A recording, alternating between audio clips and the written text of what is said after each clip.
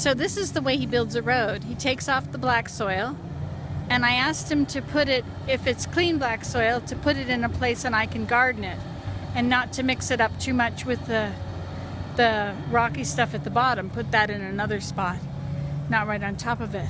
And so I think it's getting pretty low in there, you know. It's a good thing it's the water level is really low. But he did hit water in here. There's a spot, let's see, this stuff is right in there, I think, because it's water already. So he's gonna pull it from both sides, I guess, and make it into a good road.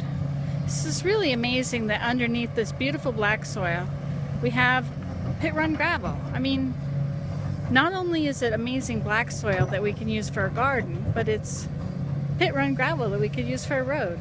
It's just amazing. It's phenomenal what we've been blessed with.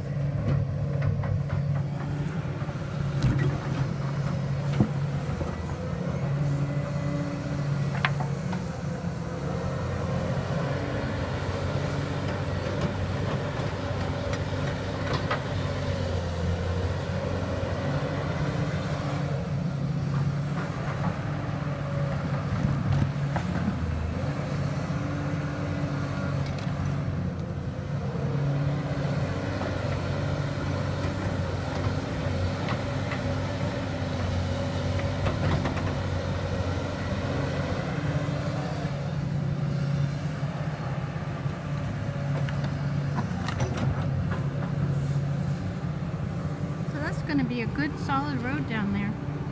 There is a bit of clay, but not very much. Amazing. So I could drive on that down there if it weren't going to be full of water later.